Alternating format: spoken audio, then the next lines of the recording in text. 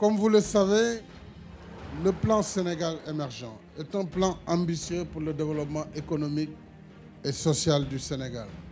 Un pays ne peut avoir l'ambition d'une émergence sans régler l'équation énergétique. Depuis une dizaine d'années, nous avons commencé l'activité Power, qui est la construction de centrales électriques. We see a lot of opportunities in Africa, mainly because the electrification rates are still very low, and there is a strong interest from international institutions to develop. Notre particularité, c'est de commencer la construction avant le closing financier, qui est une opération longue que mène MPG avec les organismes prêteurs et les entités gouvernementales.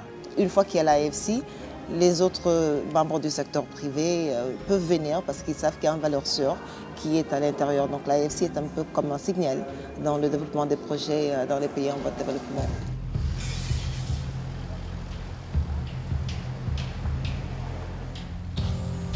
C'est la centrale électrique de Tobène, une centrale de 70 MW installée dans la région de Taïba-Déaï. C'est une centrale diesel à cycle combiné qui rentre dans le cadre d'un projet de production privée pour la période de 20 ans. Un contrat signé avec la Sénélec en fin 2013. Le chantier de Tobène, c'est loin de à peu près 150 km de Dakar. Il y a le planning de ce projet qui est dans la phase construction est très serré et toutes les activités démarrent en parallèle entre civil, mécanique et électrique.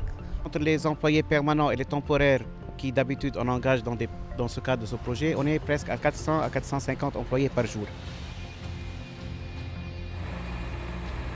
5 moteurs MAN, ce sont des moteurs de 320 tonnes qui sont destinés à la centrale électrique de Tobène au Sénégal. Ça a mis 20 heures à venir, le moteur, entre le port de Dakar ici, mais il faut savoir qu'il y a eu 4-5 ans au préalable de préparation du tout le projet de Tobène.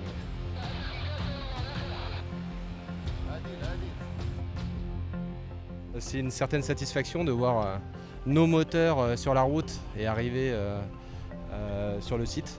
Voilà, le premier moteur est là.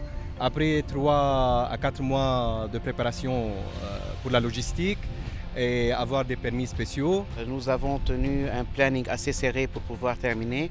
L'avancement du projet, comme d'ailleurs vous pouvez le réaliser, est assez satisfaisant. Nous avons aujourd'hui eu l'aimable visite de Madame le ministre de l'Énergie qui vient constater cet avancement sur le chantier. Nous avons noté des avancées significatives et c'est également le lieu de féliciter Matelec et tous les promoteurs qui, malgré le fait que le bouclage financier n'ait pas été complètement fait, a pris le risque de préfinancer sur fonds propres. Et la Banque mondiale apporte également une garantie partielle de risque. Les investisseurs souhaitent être couverts par le groupe Banque mondiale. Avec l'Afrique qui a besoin un peu d'énergie, parce que c'est la zone où le plus fort taux de croissance est appelé à se manifester. Là, les bailleurs privés ont leur rôle à jouer. Il faut embarquer avec nous les institutions financières, puisque c'est la clé du succès sur ces pays où il y a peu de fonds propres, des utilities. Il y a un schéma qui fonctionne avec Matelec, c'est le deuxième projet. Il faut accélérer, il faut en faire d'autres.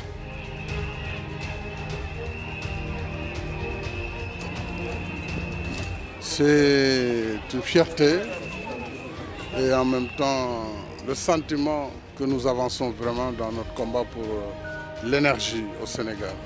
Ici, à Taïba-Ndiaye, confirme que nous sommes sur la bonne lancée. Et je voudrais féliciter les promoteurs, les bailleurs, qui ont vraiment transformé une volonté en réalité. Et je pense que c'est extrêmement important et nous allons développer tout cela. Ce site va devenir un hub au plan énergétique. Maintenant, avec cette centrale, c'est de l'oxygène qui vient rentrer dans le poumon des Sénégalais. C'est de l'espoir. Un Sénégal émergent passera nécessairement par une production d'énergie suffisante. On est en phase avec les autorités de la localité pour le recrutement.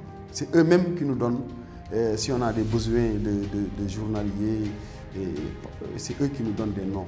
On recrute. Our satisfaction comes from the fact that we measure our direct contribution to economical and social development. We trust we'll be empowering Africa for the coming years.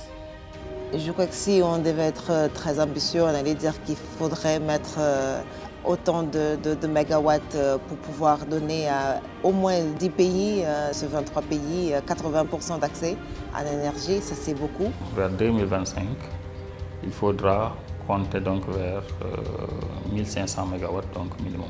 Avec le taux de croissance de la demande qui est à peu près donc de 8%, à terme, en fait, les besoins seront donc de plus en plus importants.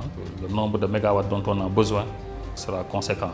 Il y a une demande énorme dans l'énergie. Les gouvernements actuellement sont très sensibles à cela parce que qui parle énergie dit développement et qui dit développement dit relèvement du niveau de la vie.